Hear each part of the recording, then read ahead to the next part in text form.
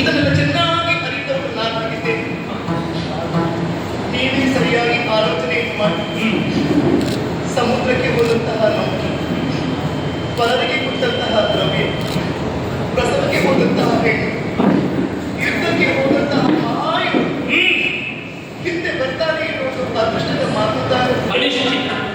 ನೀವಂತ ಹಾಗೆ ಯುದ್ಧ ಎನ್ನುವುದು ವೀರಶಕ್ತಿ ಏನಾದವರಿಗೆ ಮಹಾನಾವನಿಯೂ ಹೌದು, ಬೆನ್ನಿಗೆ ಕಟ್ಟಿಕೊಂಡಂತಹ ಮೃತ್ಯು ದೇವತೆಯೂ ಹೌದು ತಾನೆ.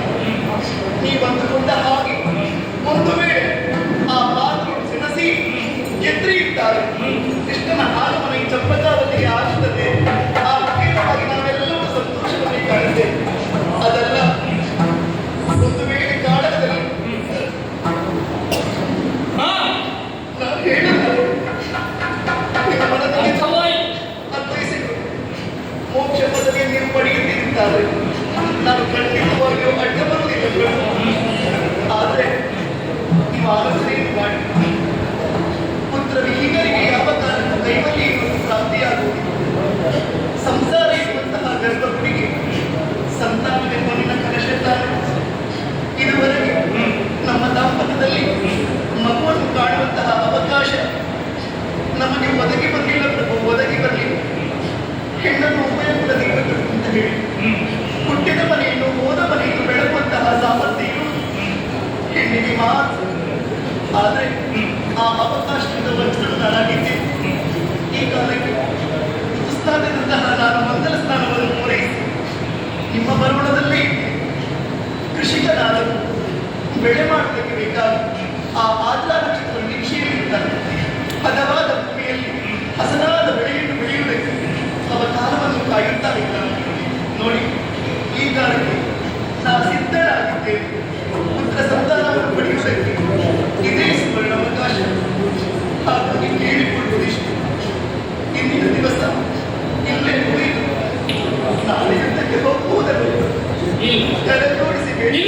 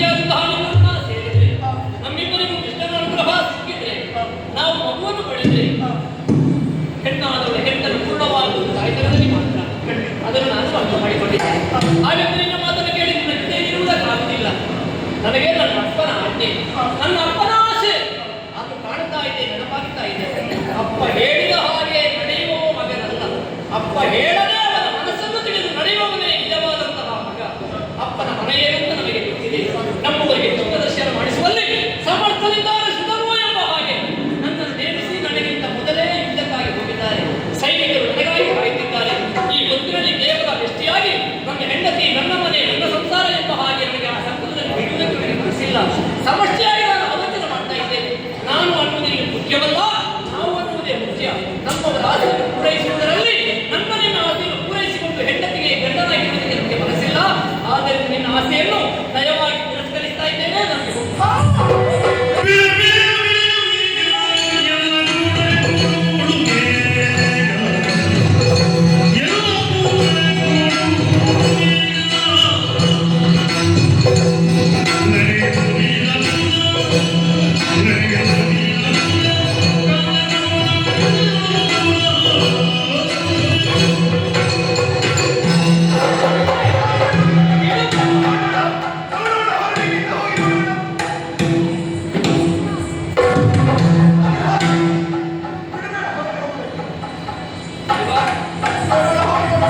ಗೋಡೆಗೆ ಬಾಗಿಲು ಹಾಕಿದೆಯಾ?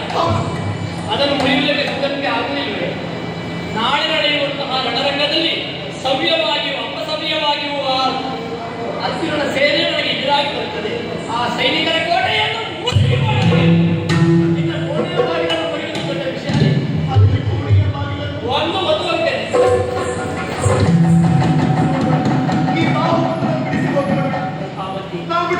ನಾನಿಷ್ಟು ಹೇಳಿದರೂ ನನಗೆ ಯಾಕೆ ಅರ್ಥ ಆಗುವುದಿಲ್ಲ. ಹೆಂಡತಿಯಾಗಿ ಪತಿವ್ರತೆಯಾಗಿ ನನ್ನ ಆಸೆಯನ್ನು ತಮ್ಮವರ ಆಸೆಯನ್ನು ನಿರಂತರ ಮಾಡುವುದಕ್ಕೆ ನೀನು ಪ್ರಯತ್ನ ಪಡ್ತೀಯ. ತಡೆಯಬೇಡುವೆ.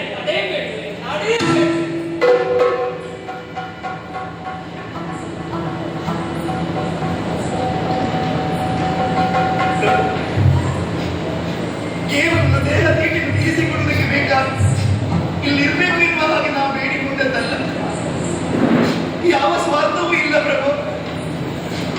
ಈ ಅರಮನೆಗೆ ನಾನು ಸೊಸೆಯಾಗಿ ಬರುವಂತಹ ಕಾರಣಕ್ಕೆ ನನ್ನಂತೆ ಸುಗರ್ಭಾದೇವಿ ಅಲ್ಲ, ನನ್ನ ತಾಯಿ ಹೇಳಿದಂತಹ ಮಾತು, ಮಗಳೇ ಮನೆಗೆ ಮಲ್ಲಿಗೆಯ ಇದುವರೆಗೆ ಈ ಅರಮನೆಯ ನಂದಾದಿತ್ತು ನಾನು ಬೆಳಗಿದ್ದೇನೆ, ಮುಂದೆ ನೀನು ಬೆಳಗಬೇಕಾದವರು. ಅದರ ಅರ್ಥ ಈ ವಂಶದ ಉದ್ಧಾರದಿಂದ ಆಗಬೇಕೆನ್ನುವಂತಹ ಮಾತನ್ನು ಅವರು ಆಡಿದರು. ಅದರಂತೆ ನಾನು ನಡೆದುಕೊಳ್ಳಬೇಕು ಬೇಡೋ ಹೇಳಿ ನೀವೇ ಮೊದಲನ್ನು ಮಾಡುವ ಮುಖೇನವಾಗಿ ಆ ಕೃಷ್ಣನ ಪಾದವನ್ನು ಸೇರಿಕೊಳ್ಳುತ್ತೇನೆ. ನನಗೊಂದು ಆಸೆ ಪ್ರಭು, ಈ ಚಂಪಕಾವತಿಯಲ್ಲಿ ಮತ್ತು ಕೃಷ್ಣನನ್ನು ಪಡೆಯಬೇಕು, ಕಣ್ಣಾರೆ ಕಾಣಬೇಕು, ಆ ಮುಖೇನವಾಗಿ ಸಂತಸವನ್ನು ಕಾಣಬೇಕು. ಇಲ್ಲ ಅಂತ ಹೇಳಬೇಕು. ಒಂದು ವೇಳೆ ನಿಮ್ಮ ನಿರ್ಧಾರವೇ ಹೌದು ಅಂತಾದ್ರೆ ಮನೆಯ ಬಾಗಿಲು ತೆರೆದಿದೆ ಅಲ್ಲ, ನನ್ನ ಆಸೆಯನ್ನು ಪೂರೈಸಿ ಹೋಗ್ತೀನಿ ಅಂತಾದ್ರೆ ನನ್ನ ಮನದ ಬಾಗಿಲು ತೆರೆದಿದೆ. ಏನೋ ಜನಗಮನಿಸಿ ಬೇಡಿಕೊಳ್ಳಬೇಕು.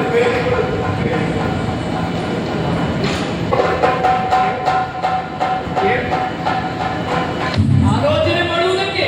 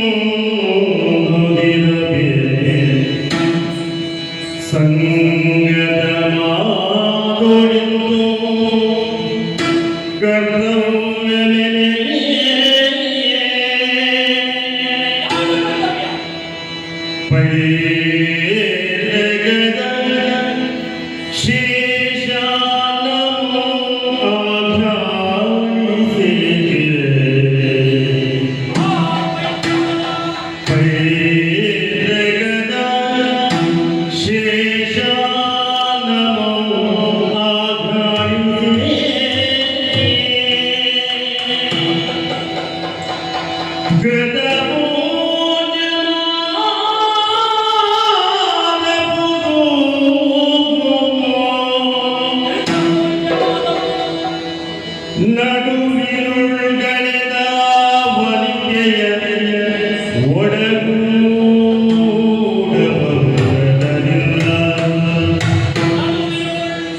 ನಡುವಿರುಳ್ಗಳೆದ ವನಿತೆಯ ಒಡಗೂಡಬಹುದು ಅದರಿಂದ ಧರ್ಮ ಪದ್ಧತಿಯಾಗಿ ಮೇರುವುದು ಮತವಾದ ಇವಳ ಮೇರುವುದು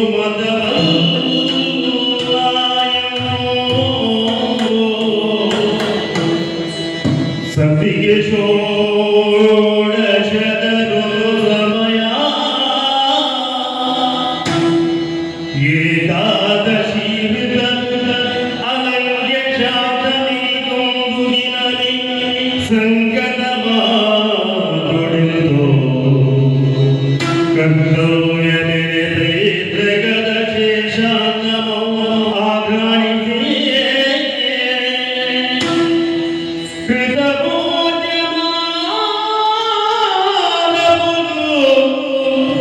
ನಡುವಿರುಳ್ಗಳೆದ ವನಿತೆಯ ಒಡಗೂಡಬಹುದರಲ್ಲಿ ಧರ್ಮ ಪದ್ಧತಿಯ ಈಜಿಸಲಿ ಬಡಬಡ ಎಂದು ಮೀರುವುದು ಮತವಲ್ಲವೆಂದು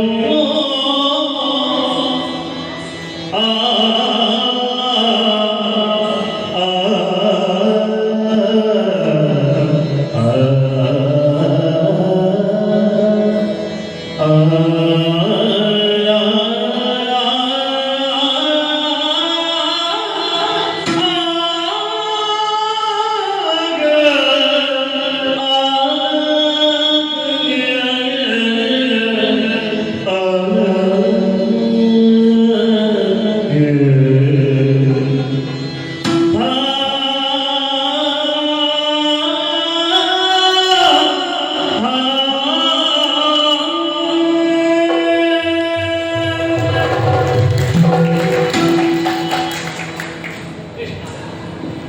ಎಂತಹ ಸಂಯುಕ್ತತೆ ಸ್ವಾಮಿ!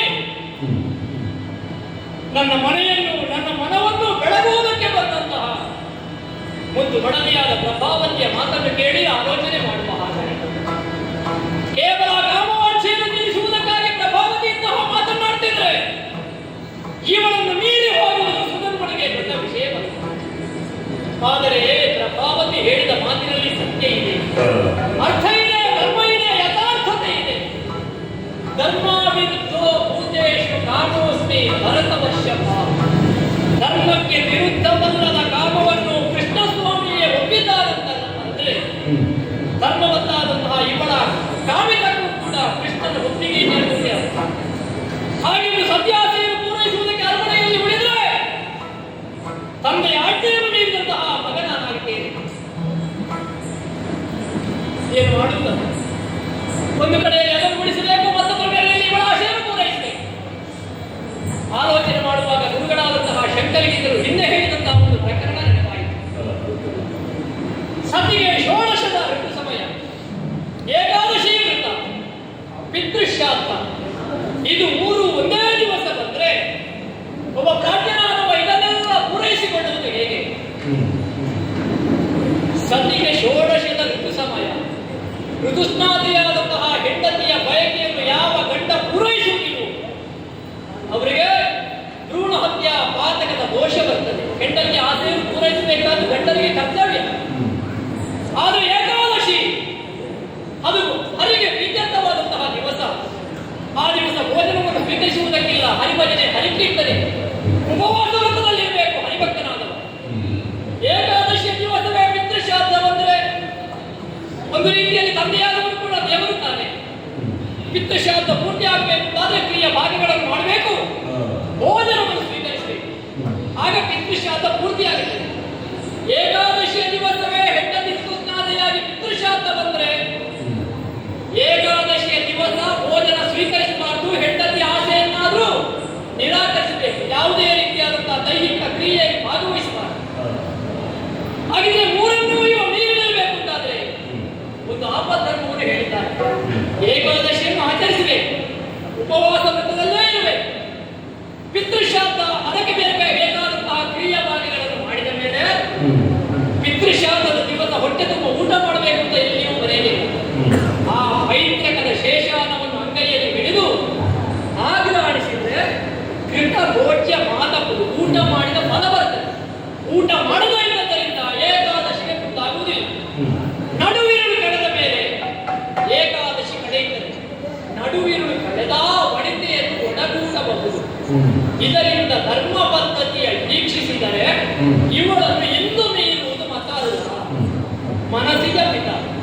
ಕೃಷ್ಣನೇ ನನ್ನ ಹೃದಯದಲ್ಲಿ ಬಂದು ಹೇಳಿದ ಹಾಗಾಯಿತು. ನಾನು ಯುದ್ಧಕ್ಕೆ ಹೋಗಬೇಕಾದ್ರೆ ನಾಳೆ ಇವತ್ತು ಹೆಂಡತಿ ಆಸೆಯನ್ನು ಪೂರೈಸಿ ನಾಳೆ ಸೂರ್ಯೋದಯಕ್ಕೆ ಯುದ್ಧಕ್ಕೆ ಹೋಗುತ್ತೇನೆ. ಕೃಷ್ಣ, ನಿನ್ನ ಮಾತನ್ನು ಕೇಳಿದೆ, ನಿನ್ನ ಮಾತೇ ಸತ್ಯಾಂತವಾಗಿದ್ದೇನೆ. ಇವತ್ತು ರಾತ್ರಿ